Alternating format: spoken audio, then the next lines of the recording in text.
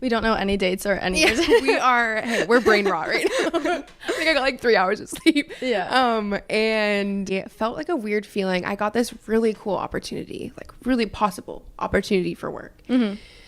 And it was going to be both of us, but he would have been in training camp, so he couldn't go.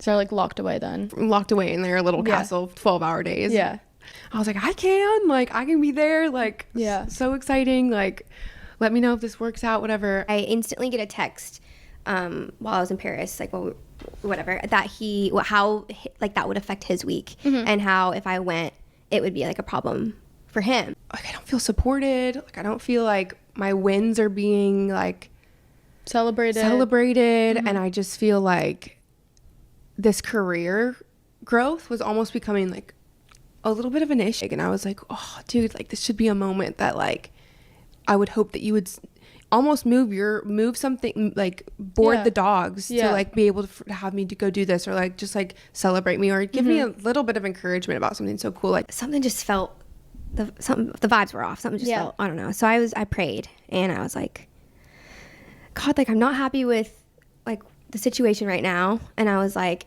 you are not wanting me in this relationship. If this is not what the plan is, and if this doesn't need to continue, and this isn't my future, like I need you to smack me in the face with it. And I said that like night 3 of Paris or something. I was like, no more more of these little messages. I'm not picking them up. So if you could just smack me in the damn face, that would be nice. Got home the day that I got home from Paris. I went live on TikTok. There's this frequent girl in my lives all the time, and she sent like a weird message. It was like not me getting a weird message about you, Tianna. And I was like, I just like ignored it, because I was like, I don't know what that is. Like it could be anything, whatever. People can say anything. And then 3 minutes later, she sent another one, and she was like, not me getting a message that your ex is cheating on you, and I don't know what to do about it. And I'm like on live, and I'm mid talking about how excited I am for him to be a girl dad one day. I'm like mid talking about marriage and like babies and like seeing this, and I'm like, something just like like was really unsettling. So I like casually got off the live. And I was like, messaged her, and I was like, hey, like someone's trying to get a hold of you. So I look through my messages, and I like find just like what I needed. So he's back doing football stuff. He's in Ohio. You're in Dallas. Separate we were doing distance for a couple months, so he could go do that, and I would have the dogs there. And saw the message, and I was like, oh, like this feels like this is real. Like this feels like this is real for some reason.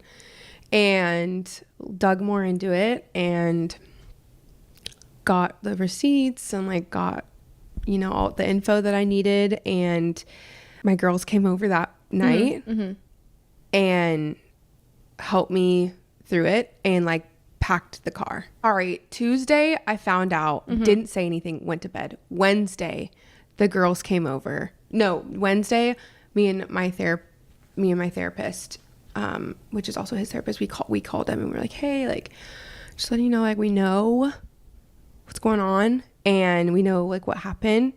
And I gotta go. You're reading something and you just like can't, you're like, do I even know this person? The words that were, and the words that were spoken, like I had never heard out of his mouth. I had never received myself. Like it was like really wild. Like it was like, I don't, like, who are you? Like I was like, I have gosh. Like you got on a knee. I have to do that for myself.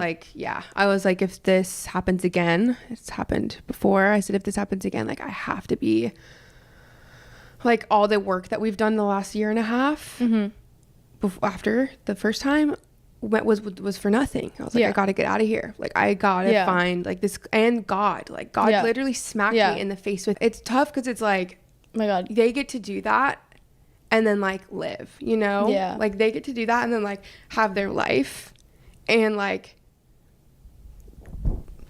I'm like now like fighting for like a roof over my head, and like I'm the one that has to like leave the dog, find a place to live. I have to go like I'm losing all of the people on his side. It's really like a fucked up situation. Yeah. Holy shit. For a moment, so when he was like, can I call you? He called me the next night when I told him that I was ending it.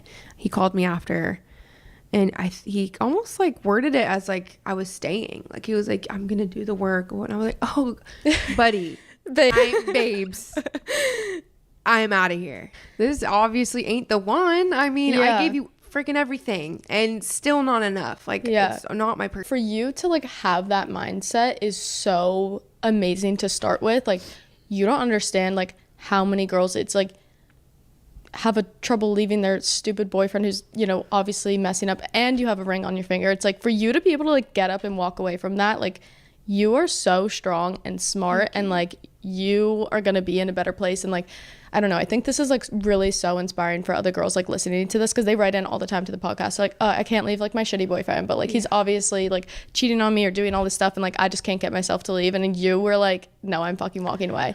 Like, I just met someone in the airport the other day who was like, I left my divorce because of you. Like, no way. And I'm like, dude, like if I can show like it has such an impact. And like that you can come out on the other end and we're not gonna die. Like, we're not gonna die. Yeah. It feels like you are, but you're not. Then like I'm all for sharing my story for sure. Yeah.